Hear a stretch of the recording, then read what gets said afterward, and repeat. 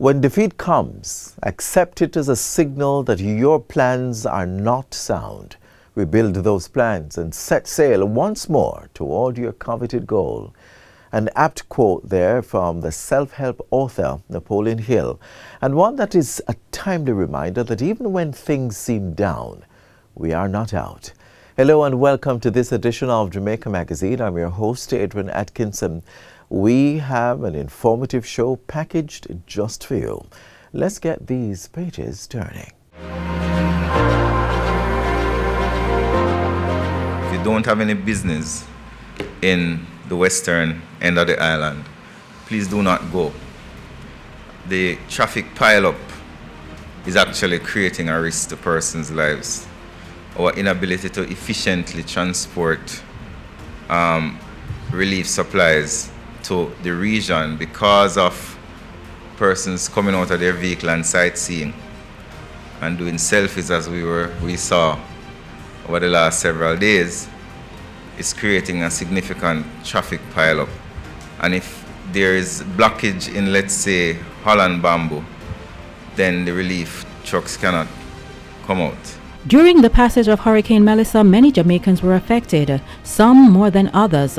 As the authorities do what is necessary to bring relief to those who need it most, let us consider the feelings of our brothers and sisters as we traverse this difficult time. The selfies can wait.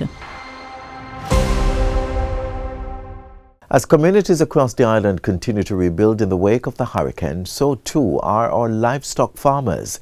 From damaged pens and flooded pastures to disrupted feed and veterinary support, they too have felt the wrath of Melissa.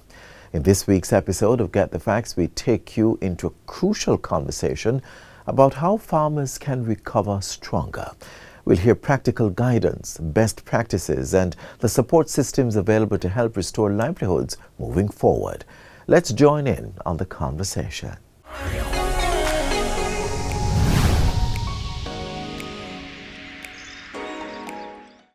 Welcome to Get the Facts, the show that gives you information on the latest topics. I'm Theodore Henry. Earlier in the year, on the start of the hurricane season, we spoke to you, or viewers, right here on Get the Facts, about how livestock farmers can prepare for the hurricane season. Unfortunately, Hurricane Melissa happened, and we are now in post-recovery mode. Homes were damaged, farmers have been affected, including those that tend to livestock. So joining us today is Maxine Brown, Senior Livestock Specialist from the Rural Agricultural Development Authority, Rada. Welcome to the program, Lady Brown. Thank you for having me. Let's jump right into it. We've seen a lot, but I want to hear it from Rada's perspective. What's the picture on the ground? Okay, so it is a grim situation. From a livestock perspective. We have heavy losses, especially for poultry farmers. You know, a lot of layers were lost. Yeah. And you know, they're the ones who produce eggs for us. Eggs. And we have a lot of broiler farmers who suffered losses, goat farmers, and to some extent pig farmers as well. So everybody got affected by it because really and truly when we were speaking about preparing for the hurricane, we were thinking more like, you know, we probably get up to categories 3 at our worst, you know. But this is a category 5. Okay. And sometimes we know that even with our best of efforts, some things are going to happen. But, you know, I said to myself, we're resilient. Livestock animals too are resilient. You know, once they get the basics, once you can get them back, you know, with just minimal inputs, right, they're able to bounce back and to survive and to continue producing. You said something just a while ago. I want to zoom in on it a little bit. You're saying that when we look at the different types of livestock, the bird, what's the word here? The poultry situation. Right, were severely affected. You didn't mention cows, you mentioned goats. So we're seeing a sort of imbalance there in terms of... We did have some losses where cattle is concerned, but poultry... That's where the biggest hit is. Exactly. Yeah. Lost to the elements themselves or... Okay, so there are different types of damages. So you're going to have infrastructure damage. So a lot of what we're seeing, a lot of the losses, it's because of the infrastructure itself. The roof fell off, or we have seen goat houses that the total house went down. It was destroyed. Right. And we're also seeing flooding. So if you have your poultry, you can't move them. It's not like some of the cattle or goats, or may say you try to move them from one location to put them to another location with your whole flock of layers and broilers, you won't be able to do that. And if you have flooding, a lot of them drown. And when I'm saying this, it's not only small farmers, because sometimes persons say, yeah, small farmers, they're the ones that suffered. We have large producers, with flocks of over 70,000 birds that died. So it affected everybody. Because, a hurricane is not going to be specific and say, oh, you're the... And, and so that is what we're going to have to look at, structures that we put in place. Because even a large producer, with what they thought was a strong enough structure, also suffered damage. And so we have to look at it a two-way, because, yes, we're speaking about building back stronger and looking at how we're going to build the infrastructure. But also we have to recognize that it was a Category 5. And so sometimes you wonder just what you put in to protect you from a Category 5. There are some persons who survived some of the damage, but maybe they were on the fringes. They were in the direct path of that hurricane. So it was a lot of infrastructure damage, a lot of drowning. You may have some of them with objects that probably flew and, would have hit the animal, tree fell down and, on the house or on the animal, that sort of thing. So that was the storm. After the storm, what are farmers facing now? Okay, so that is the issue that we're facing, because you would have had areas that are flooded. And if it is that you can't channel the water away, you just have to wait until the water recedes. Right. Now you're faced with animals standing in water, in mud. Especially for the ruminants like the goats and sheep and cattle, they can get what we call foot rot, or persons call it hoof rot. So we have to find ways to see how we can create some kind of elevation to get them out of it. Of course, you have contaminated water. So now you run the risk of leptospirosis. You run the risk of other diseases such as tetanus and even coccidiosis to affect birds. Right. So contaminated water is an issue. Feed would have gotten wet as well. And we're telling farmers, do not, I know you're tempted sometimes to feed, but you can have fungal growth quite quickly. And so don't feed the animals the wet feed, because they would have survived the hurricane. They're there now, you're trying to separate and to see what to do, and then you go and kill them off by feeding contaminated feed. We would have seen a lot of abortions too, because goats probably were kidding during the storm, so they have to be getting rid of those. And I guess you'd have seen scenes of dead animals, so now we're working with Vet Division to try look at carcass disposal in collaboration with public health, because that is also another issue, getting rid of dead birds, or dead animals, to separate the weaker ones from the healthier ones. So that is some of the things that the farmers are faced with and have to be seen with, because their structure have been damaged. Pig farmers especially are suffering because the pigs cannot tolerate the heat as much. And after the hurricane, they tend to have sunlight come out, which is good, help to dry up the place. But then the animals are now faced with heat stress and with limited water in some areas and the lack of covering for their structure. You can understand some of the challenges that are there. It's a lot. Quite a lot. But we know, and that is why I say that even though we see it and our heart is bleeding, but we still have to be strong and to push on and to encourage. Because if we get weakened like the ones that are in the situation, then nobody will be there to push and to pull. So when one is weak, we have to be the strong one to pull them along, to encourage, to do the interventions that can be done to get them back up and running. Understood. We're gonna go to a break right now, but on the other side of the break, we'd love to hear a lot more about Rada's work on the ground. So please stay with us. We're discussing the aftermath of Hurricane Melissa, especially when it regards livestock, with senior livestock specialist from the Rural Agricultural Development Authority, Maxine Brown.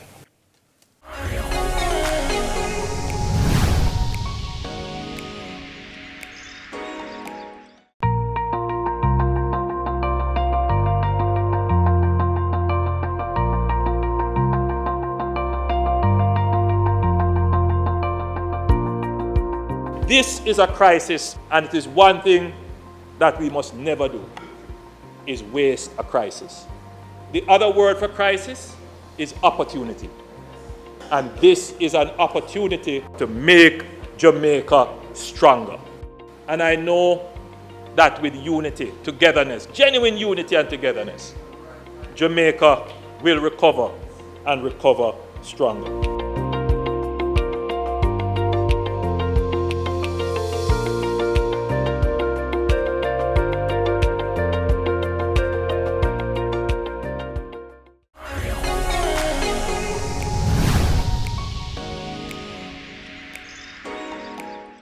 Welcome back. We're continuing our conversation on livestock farmers and how they can care for their animals after the hurricane. The discussion continues with Maxine Brown, Senior Livestock Specialist from the Rural Agricultural Development Authority, Rada. Lady Brown, tell us a bit more about Rada's work. Right after the storm, how did you get out? How do you assess this damage? And then we'll segue into what are we doing? Okay, so immediately after the hurricane, we had to check on our staff, of course. And unfortunately, we have rather parish offices that lost their roof as well as we have officers that lost their roof. So we had to check to make sure that they are okay, see what it is that we can do as best as possible, because there was a challenge of not having electricity, so no internet service, not having cell phone service. So those of us who are in the eastern section that never got that much damage, we tried to do the assessment in the eastern parishes for those who got affected. Where we could, persons would drive out to do assessment on the ground. Rada has some drones that were able to do some aerial shots. So if we get to an area where we can't pass, we would be able to send the drones just to give us an idea as to what is happening. We were able to quickly do a preliminary assessment because, especially for the very large farmers, news about their destruction would have come in early. So we were able to tally those. And farmers who were able to get some cell service, they were able to call their livestock officers, call the Rada parish office, tell a friend. If they have another farmer friend that they had, they would tell those friends that would inform us as well. So we could quickly get together some idea of what the damage was to can get some figures to it, because donors are clamoring.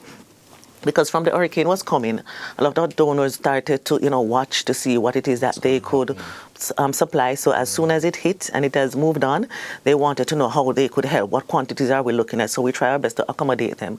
But we had to let them know that we're still doing the assessment. Even as we speak, we're still doing the assessment because some places were marooned and there's nothing you could do about that situation. But we're also seeing the strength there of the Rada system. Farmers were able to reach out to their field officers and parish offices, and so the data. Another farmer friend, anybody that they could reach out to in any different ways. Right. Some even posted it on Instagram. So you use Instagram to say, well, okay, I realize that one because, they had the internet service to do that. So Rada was able to pull this information together relatively quickly, see what the picture was. And so what are some of the actions that Rada is taking in support of the farmers who are dealing with illness, contaminated water, lack of feed? What help is being offered? Okay, so first of all, as I indicated, we have to inform our donors what it is that we need. So we are working on that, the needs list, the quantities, and where exactly the pressure is in terms of devastation, so that we can have a targeted approach as to who, prioritize who you start to deal with. So that is being done in the background. We're also looking at linking with different stakeholders. What is it that they have to offer? How is it that they can play a role in helping the farmers? Even currently, we're looking at doing what we call pop-up clinics, because we know animals would have suffered injury or other sort of pneumonia may start to set in after the hurricane, etc. So we're teaming up with vets, we're teaming up with JSPCA, even companion animals. Because if you have your favorite dog, farmers have their dogs as the security on their farm. So if the dogs get injured or anything like that, they can say, well, how can they help their security system as well? So we have partnered with another company that can provide. They have water purification pills, so we're saying, well, okay, if they have the water and the water is not of good quality, they could add these pills to it to purify it. It's almost like similar to what we say we add bleach to water to purify it, right?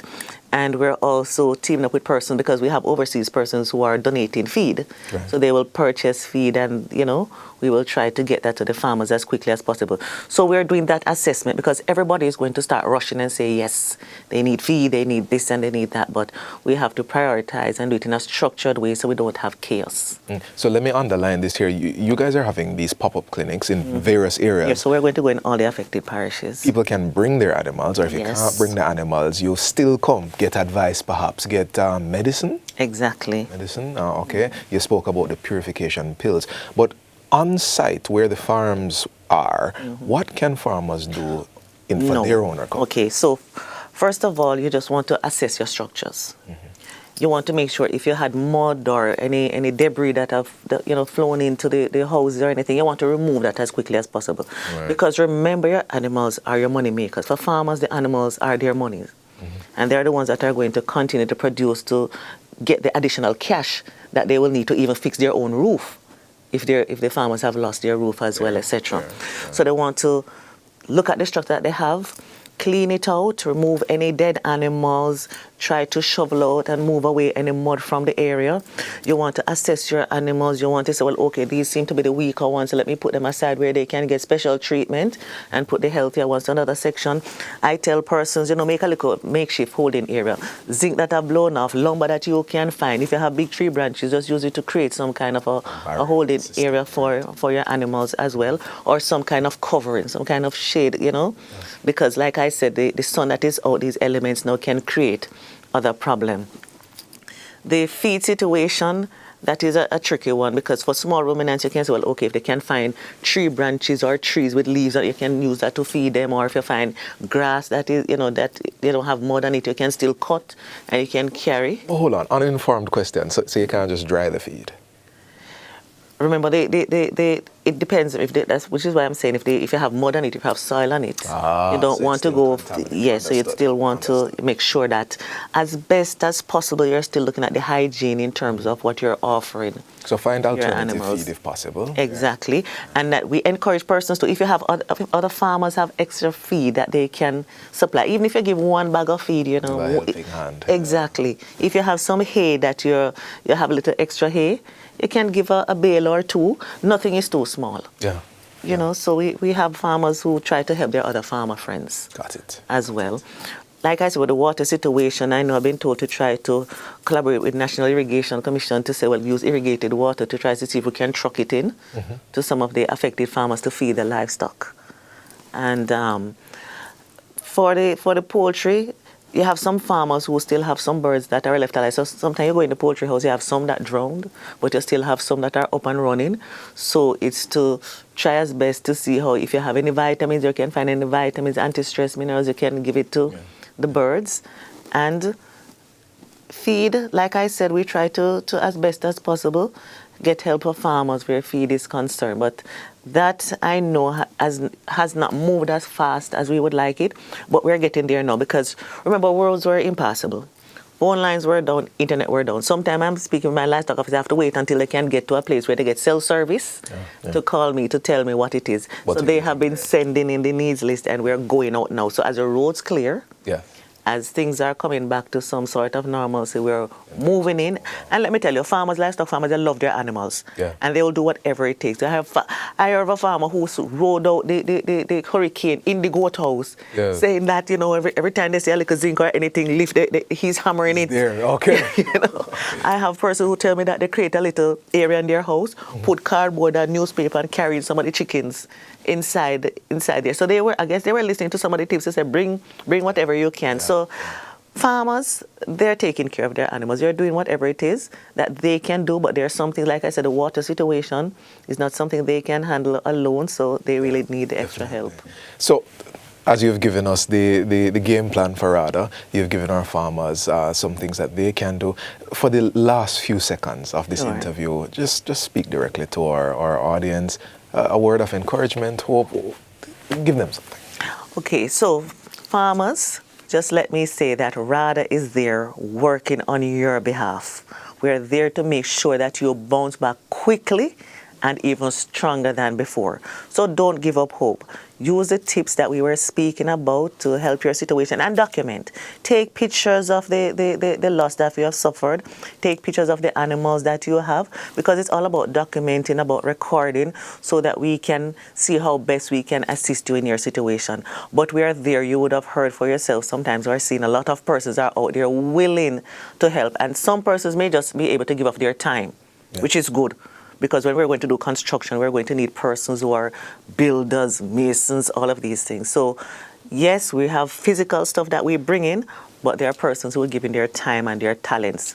So, rest assured, help will come to you and you'll be able to bounce back. And with that, that's Get the Facts for us today. With us has been Maxine Brown, Senior Livestock Specialist from the Rural Agricultural Development Authority, RADA. Thank you for joining us, Lady Brown.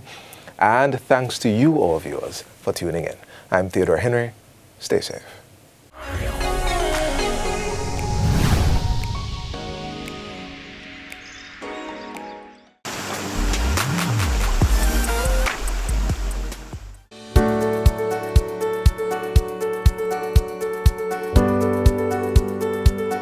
want to immediately begin to check your internal fixtures and fittings. Look for leaks. So the toilet tank sometimes can cause a lot of losses in water. If there is any kind of watermarks in your toilet, in the toilet itself, it's a giveaway. Sometimes inside of the yard or in the walls themselves show a lot of moisture. That's also a potential sign that there is a leak or so. Jamaica has shown a higher frequency of earthquake movement in the last year or so too. Some of these earth movements can dislocate your pipes. As you move outside the home, you are looking for wet spaces, or if you have grass on your property, you're looking for extra green or extra damp locations. After a hurricane, you want to be able to check your water tank for any punctures or any dislocated pipes that could very well even be leaking out your water from your storage. Repair these pipes as quickly as you possibly can, but also as safely as you possibly can. So for instance, if you know you still have electricity, then please ensure that there are no wires in contact with the ground, especially close to the water points that you're seeing, because that could be hazardous. All right? And if there are any break points that you see on the water main, alert the NWC and we will do our best to respond as quickly as possible. But again, just stressing, ensure that where wires are situated or where trees may have fallen down, please be safe before you try to get into contact with the pipes after a hurricane.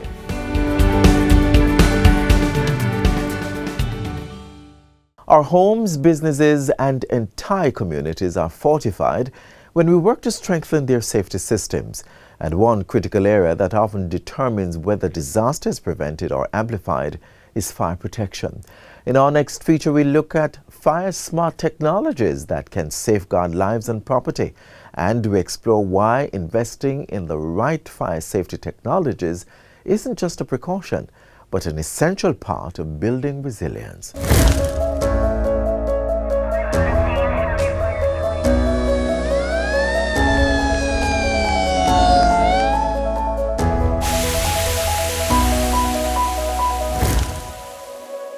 The Jamaica Fire Brigade, JFB, is urging the public to invest in fire-smart technology.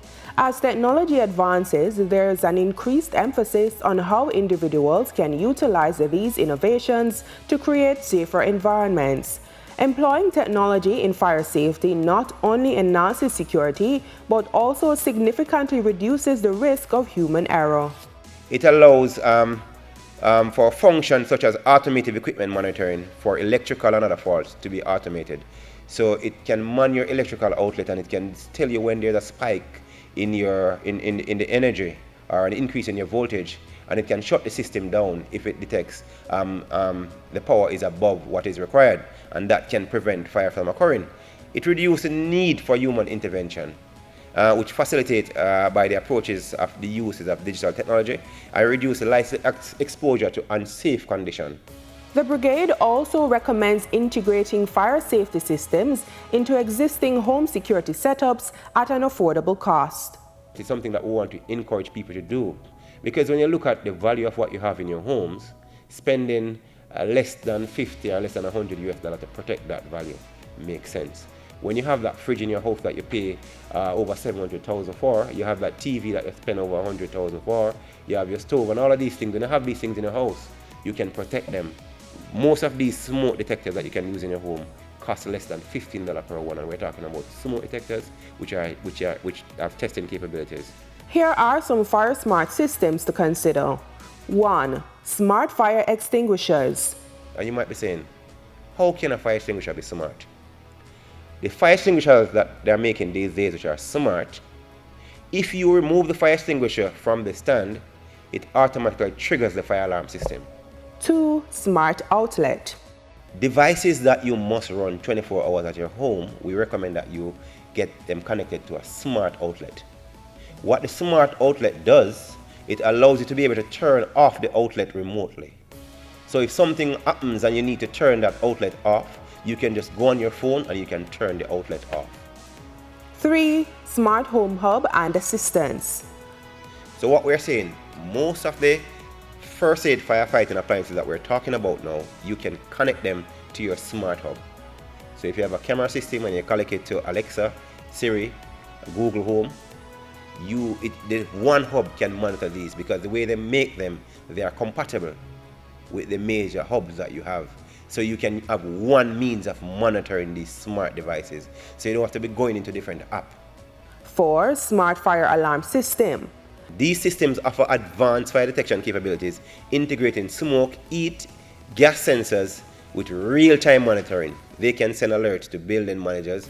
So if you're running a commercial complex, you can tie these to your security company who manage or who monitor your premises for alert. By investing in these technologies, individuals and businesses can significantly enhance their fire safety measures and protect their valuable assets. Don't forget, though, that in the event of a fire, it is crucial to contact emergency services immediately at 112 or 119.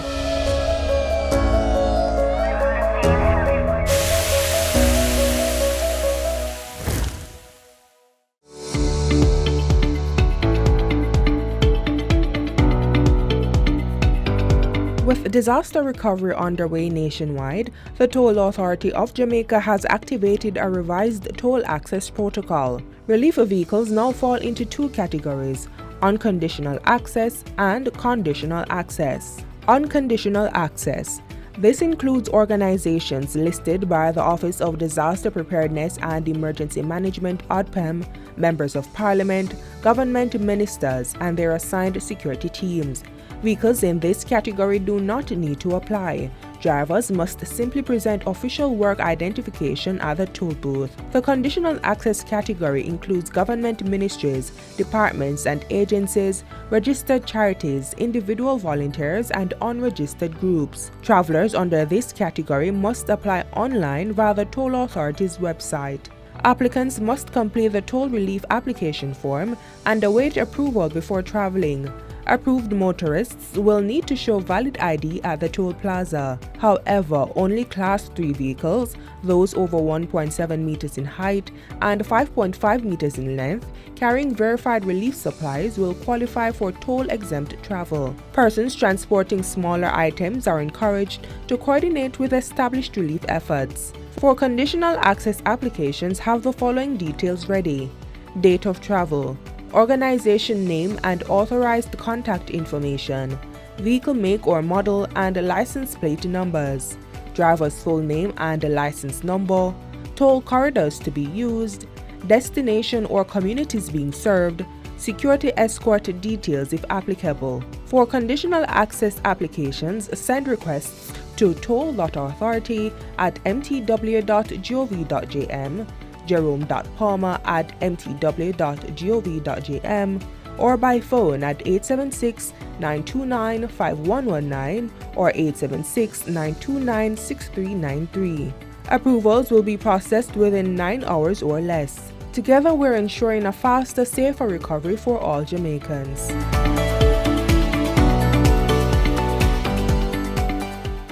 We've come to the end of today's show. I do hope that you enjoyed this package. To catch a repeat of this or any other, feel free to log on to our website at jis.gov.jm. Until next time, I'm Adrian Atkinson. Walk good.